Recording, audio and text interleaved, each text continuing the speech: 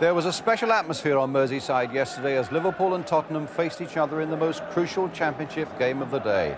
And what a gripping afternoon it turned out to be. Good afternoon. Yes, on the big match today, we'll be featuring that game. Also, some splendid action from another First Division match as Queen's Park Rangers face Ipswich Town. But first, let's go across to Anfield and join a crowd of nearly 44,000, the biggest of the day, ready for an afternoon of football drama.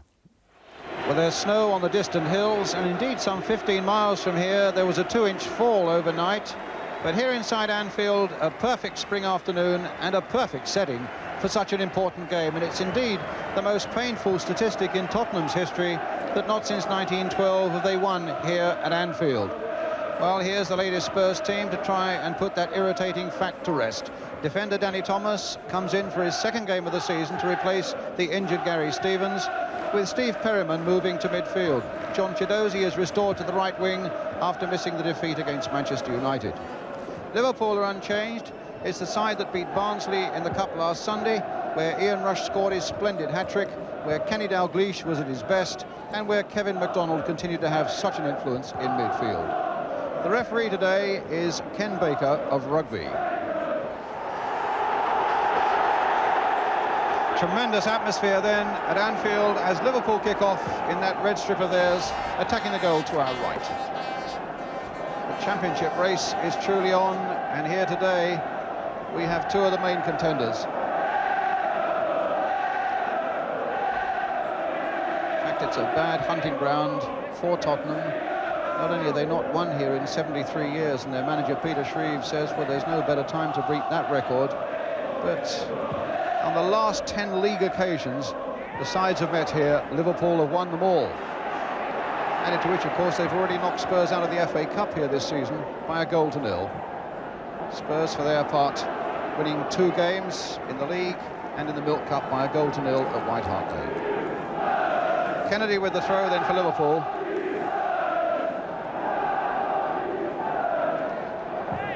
Kennedy again, getting it through to Dalglish. Here's MacDonald, finding Phil Neal. Away on the right is Nicol. And the linesman's yellow flag holds them up. Ray Clements, who got a tremendous reception from the Kop here, and no wonder. He had some 470 league games for Liverpool over a 14-year career at Anfield. Galvin's header, Crooks. No foul. Ball runs to Tottenham, to Danny Thomas, intercepted by Kennedy. Oh, through the legs of Hoddle, such indignity.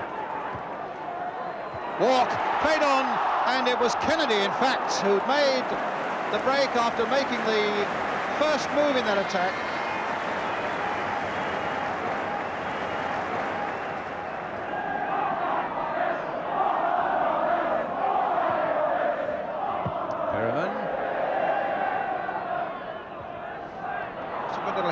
By Chiedozie for Falco.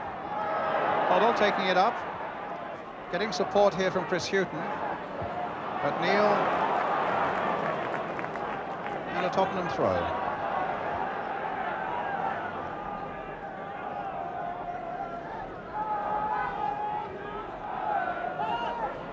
Hoddle getting there before Whelan.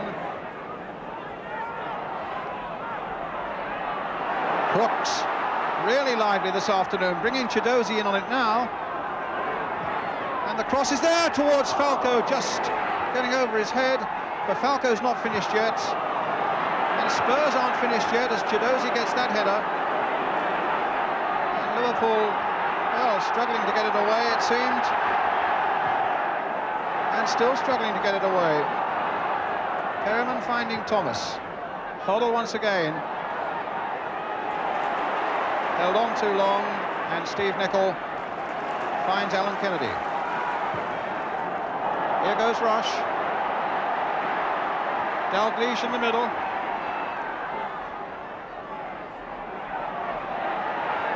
Rush for Dalglish.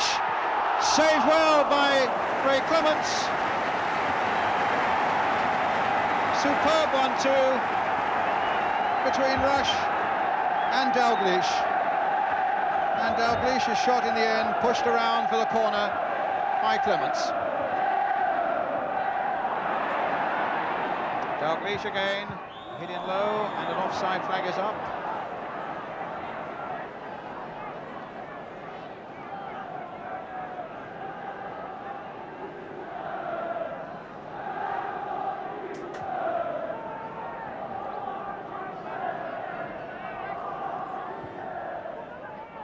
Lawrenson first to show. MacDonald. Nicol. Rush. Nicol and Dalglish are on the break. It's Steve Nicol. Back for Dalglish. Oh, a lovely turn. And across to Whelan on the far side. Now for Walk. And dispossessed right at the last by Graham Roberts. And now the break is on for Chidozie. Onside for Tottenham. A chance for them to make the break. And saved by Grobbelaar at the second attempt. Wildly exciting stuff then at Anfield, when at one moment it looked as though Liverpool might be in, and then at the next, Grobbelaar saving at the second goal.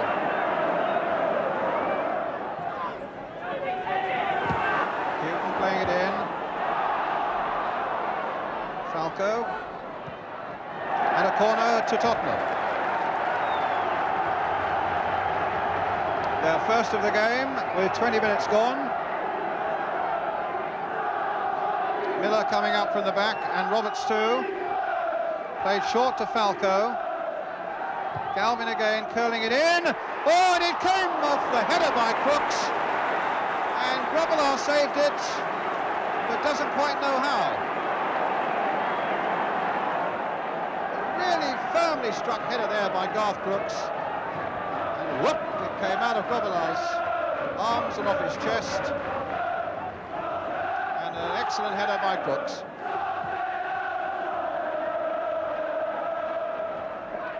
There's Rush.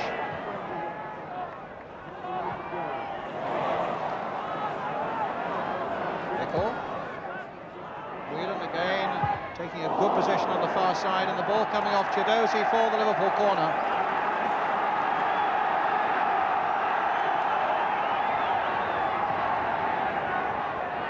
We're within about 6 minutes of half-time, and that's only Liverpool's second corner of the game, and Tottenham have had only one.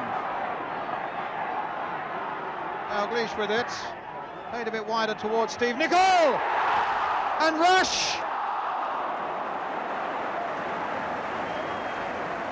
Great keeping there by the former Liverpool favourite, Ray Clements of Tottenham. Nichols, fine header, pushed up against the crossbar. Rush couldn't turn it back in, as Clements, lying prostrate, still managed to trap the ball with his legs.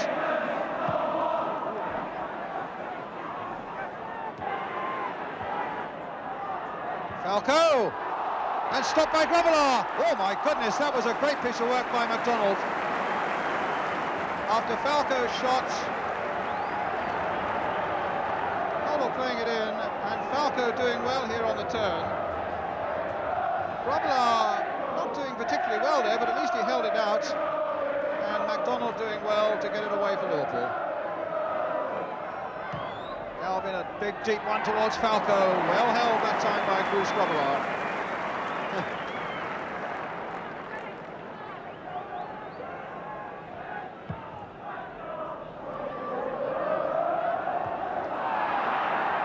Getting there first, then MacDonald finding Whelan. There's Hansen.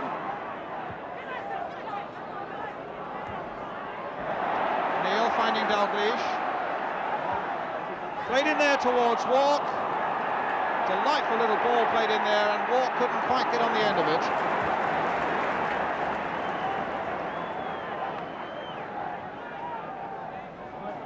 Defending well there for Tottenham.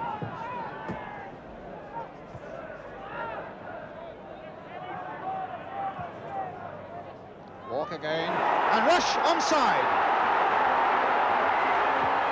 Oh, and he missed it. He held up long enough for Graham Roberts to get back. And looking at the referee saying that it looked a bit offside to us, but the referee allowed it to go on. And For once, Rush wasn't able to get his shot in and finish it off. And from the cross there, Rush heading wide.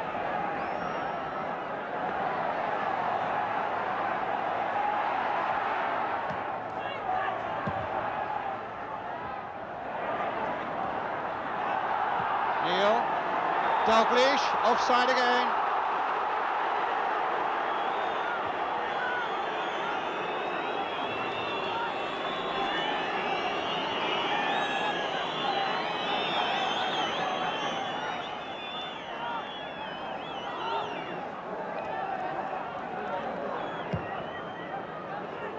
Quick clearance by Grobbelaar. Header by Walk. We're into time, added on at the end of the first 45 minutes. It's with Kevin MacDonald. Nice little chip past. And they claim handball, but they get a corner by Roberts. So right on the stroke of half-time, Liverpool get another corner, which Kenny Dalglish will take again, floated there. It comes for Kennedy! Headed off the line by Thomas.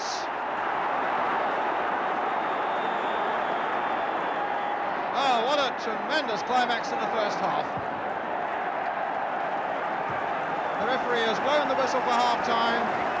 It stays at 0-0, but how very close indeed it was to 1-0 to Liverpool. And indeed, Liverpool might well feel that Ian Rush certainly had a chance just before that when he was put through, and if you could have frozen the action there and then, I think you'd have put a sizable amount of money on Rush beating Clements, but he didn't, and it stays at half-time, Liverpool 0, Tottenham 0.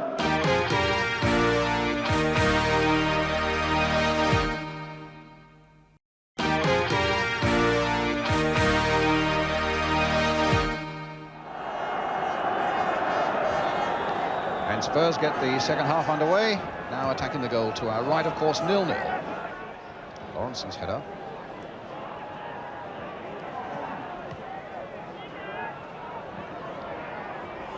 Houghton.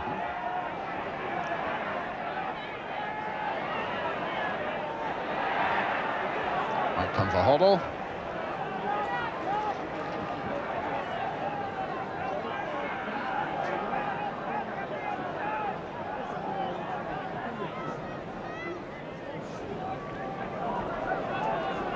Lawrenson. And Houghton getting it away. Crooks on the chase now, and it falls quite nicely for him, but not for Falco. Kennedy will be there to get it away for Liverpool. Towards Rush. Roberts pounding it forward again.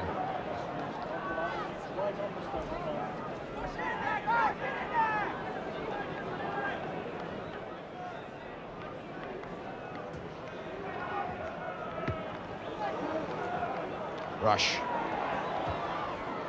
Stopped by Miller, but I think he injured Danny Thomas as he made that clearance.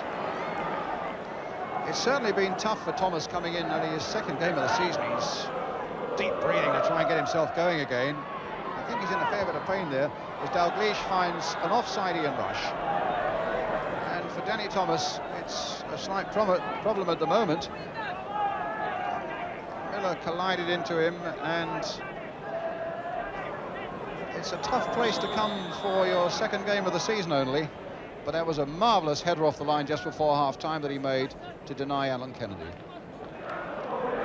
And somebody who's really struggling at the moment is the Tottenham number 7, John Chiedozie. Neil gets it back to Grobbelaar.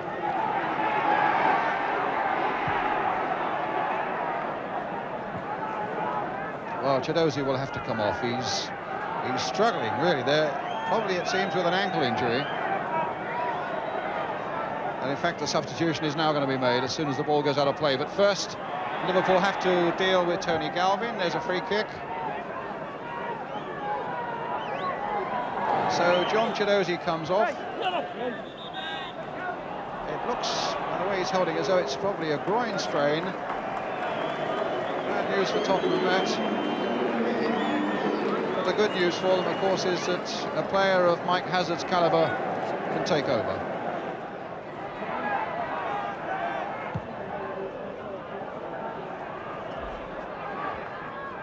Ball for Walk. Whoa. Came off Clements. Behind for the corner. Fell so beautifully for him. Right into his stride. Volleyed well. Clements scooping it away. Liverpool's corner. And thundered by Whelan straight into the arms of Clements.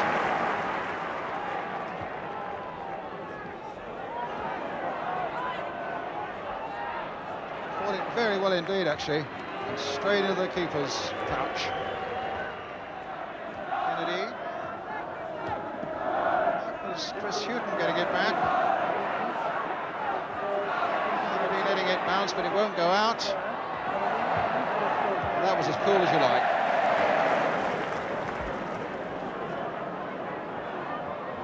Dalglish.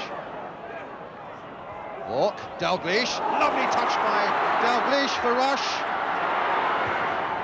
Oh, and he nearly finished it off, but what splendid football there from Liverpool. And Spurs, Danny Thomas, once again just getting in the nick of time to concede the corner. But what football this was. And Rush coming in, playing it towards the near post, and behind it went. Goal kick, in fact, to Tottenham. Paul Walsh, the Liverpool substitute, warming up.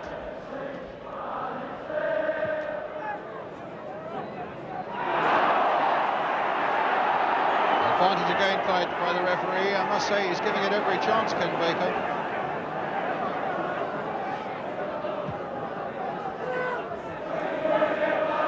Rush versus Miller. Miller winning it in the air.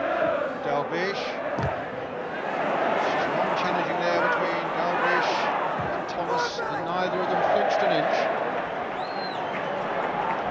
Well, the sub is coming on. It'll be John Walk who comes off.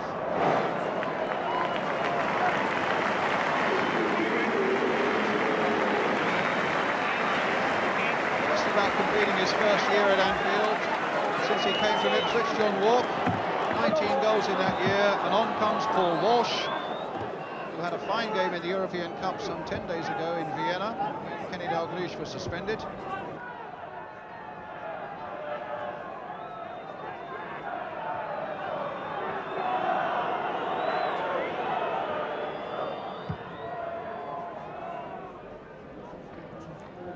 Falco.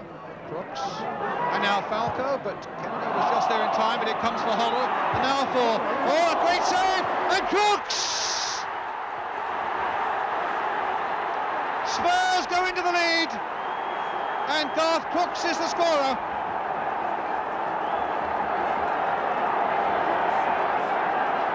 And the Spurs fans go wild. So here we are again, it's Falco trying to get in there. Cleared by Kennedy. There's the Hoddle header. It's Hazard who has that great volley pushed away, and Crooks finishing it off.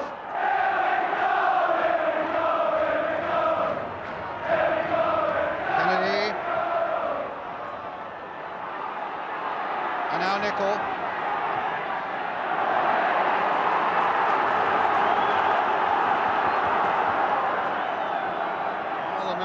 Might have ended a 73-year jinx, Garth Crooks.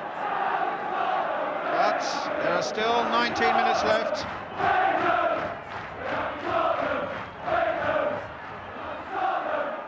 Neal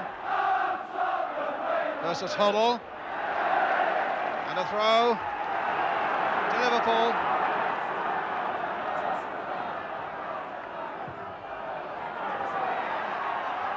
Might come for Rush. In the end, they don't let it get anywhere near him, and it's Falco right back there doing a last-ditch job. So, can Spurs hold on for a historic victory? They've only thoughts of one thing at the moment, singing victory songs and celebrating. But Liverpool, as anybody knows, you never write them off. great Tottenham managers have come here and tried to beat Liverpool. But maybe Liverpool aren't beaten yet. Clements knocking it over, and it falls for Rush. Clements' touch maybe was just enough to make it just that degree too difficult for Ian Rush. That touch there, and that put off Rush to the extent that the ball was over the crossbar.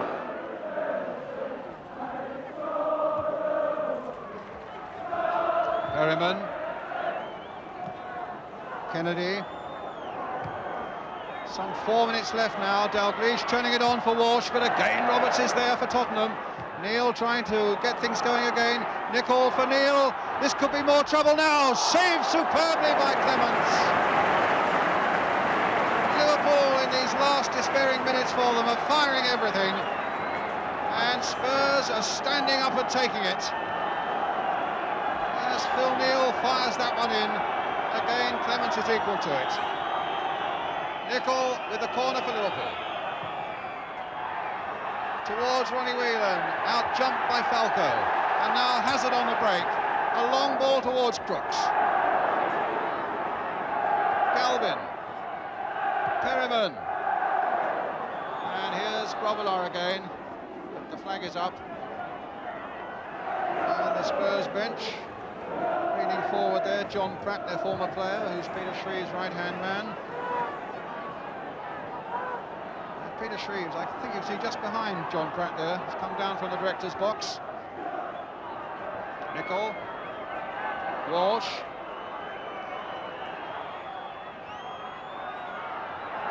Flag was up for a free kick to Liverpool. On my watch, just 1 minute of normal time remains. And they're leaving it to the trusty right boots of Kenny Dalglish. Can he tease something yet for Liverpool? Nicol with the cross, and in the end Spurs get it away, but for a moment the hearts were beating a little faster, and now the feet are moving faster as Galvin takes it up. Falco. Really battled well in this game, Tottenham. And they are nearly there for their first victory at Anfield since 1912. And Miller again playing for safety. Liverpool with the throw. It looks as though they can well lay the old bogey at last. Although Dalglish is in there, and a clearance that was an important one by Houghton, and it's a corner now for Liverpool. We're playing time added on at the end of the game, and Miller is down, clutching his face.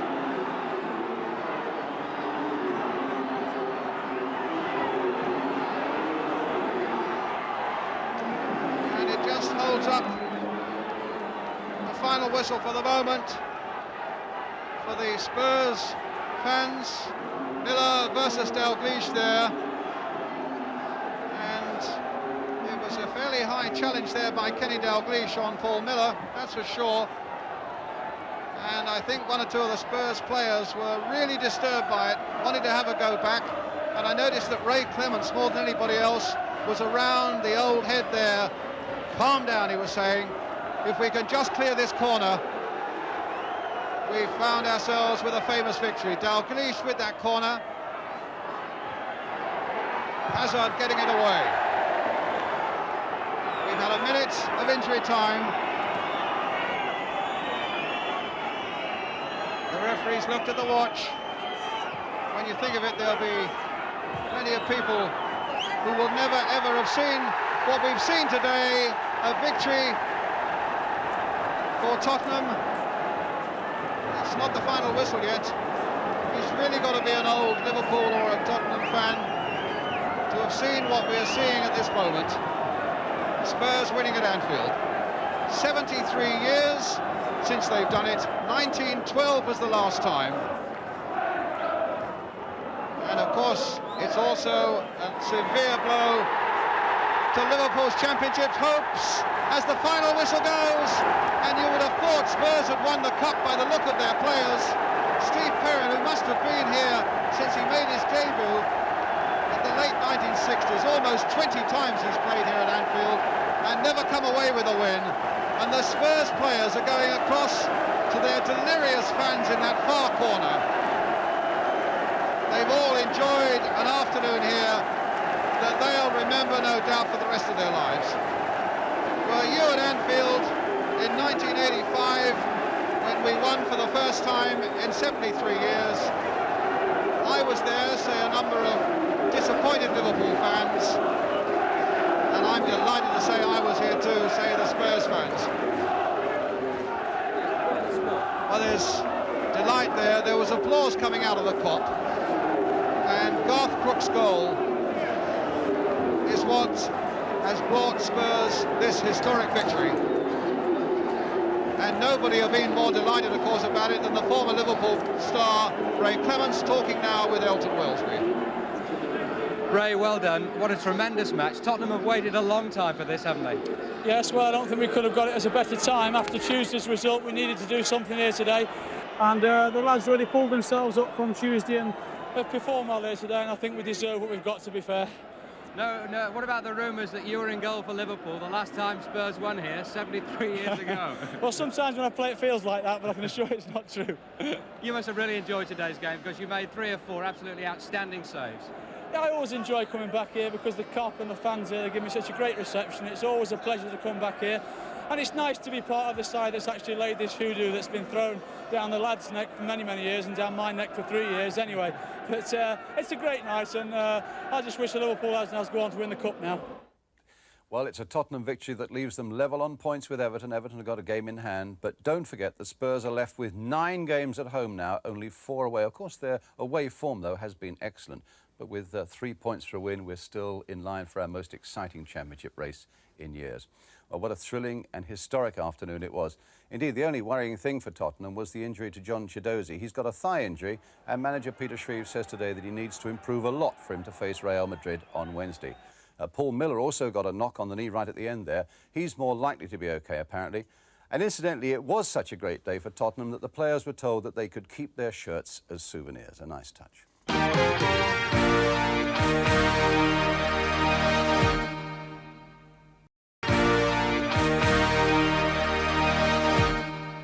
Now let's have some more action. We stay in the First Division for Queen's Park Rangers against Ipswich Town, and the season really has reached a crisis point for Ipswich.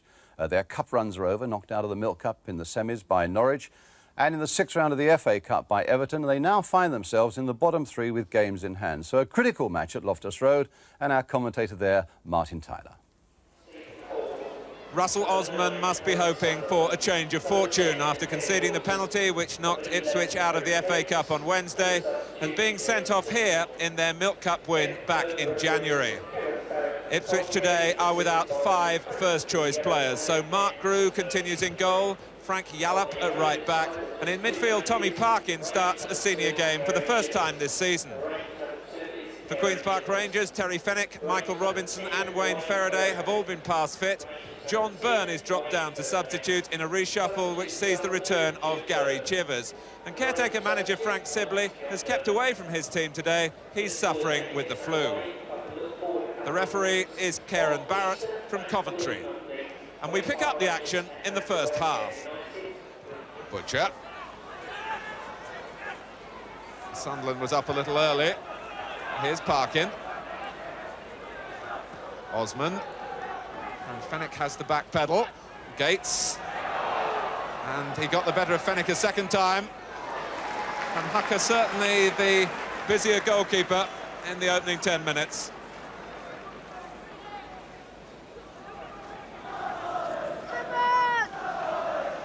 Gates, who started the season with a flurry of goals, but his ratio has fallen off recently.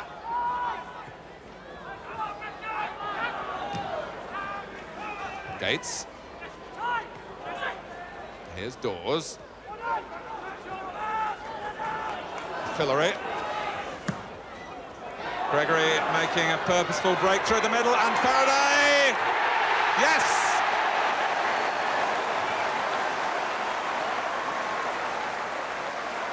The long ball paid dividends.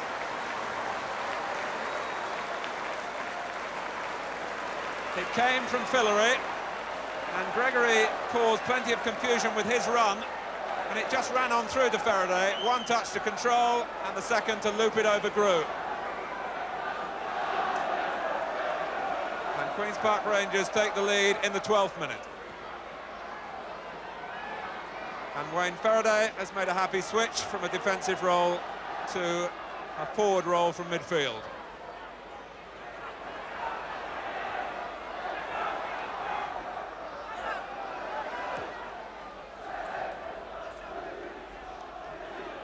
No disguising for Queen's Park Rangers the importance of this match. They have played, in fact, 5 more league games than Ipswich Town. And although they started the day with a 10-point gap, 3 points for a win rather lessens the size of that. And here's Dawes, and Faraday with another chance. He's scored again. 2 inside 2 minutes. And Frank Sibley was calling for more effort and commitment for his team after their disappointment at Coventry last week. He's certainly getting it from Faraday. And this is the buccaneering Robinson, and the hamstring has gone. And that surely will be the end of his participation. And the hamstring went as Robinson was setting off on one of those swaggering runs of his. And you can see the pain. Robinson giving way to Byrne. Dawes. Calling players towards him. Bannister. Fillery just got back onside. It was close. Now Bannister. Warwick. Ipswich given time to regroup, but Dawes becoming the extra man. It looked for a second as though it was going to bend just inside that far post. Such an enterprising pullback indoors, but good footwork by Grew to get across to make the save. It's driven in low by Osman. Wilson could do nothing with it. Faraday, and it's opened up for him. Oh, he will look back on this 45 minutes with a great deal of personal pride.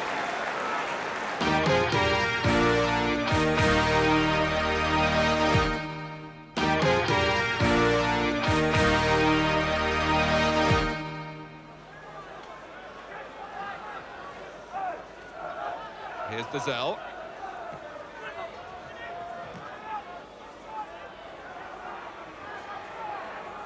Chivers getting the better of Parkin.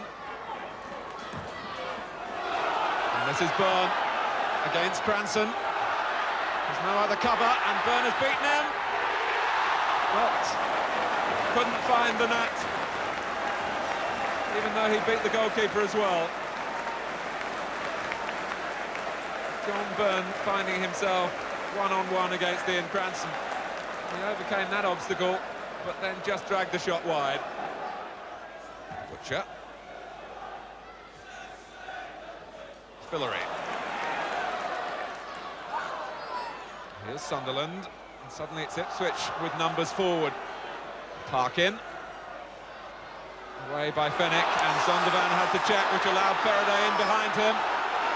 It's 4 against 2. Gregory and Bannister. 3-0, and some relief for Gary Bannister, who hasn't scored since the Milk Cup tie here against Ipswich in January. That goalless run is behind him now, and Ipswich were caught with numbers forward. Faraday took it on from Gregory, and then Bannister kept his head. But a 4th goal for Rangers would mean their best league victory of the season. They beat Nottingham Forest 3-0 here.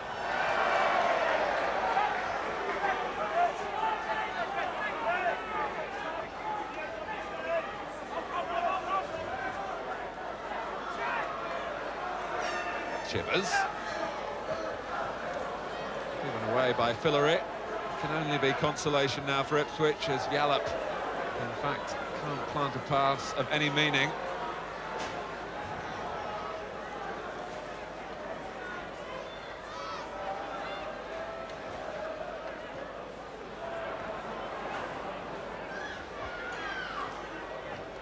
Sunderland.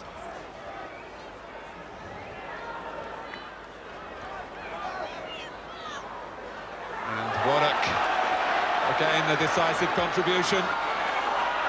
Is the chance perhaps for one more rampaging attack from the home side. Gregory, Byrne let it run for Chivers, and Grew found it an awkward cross.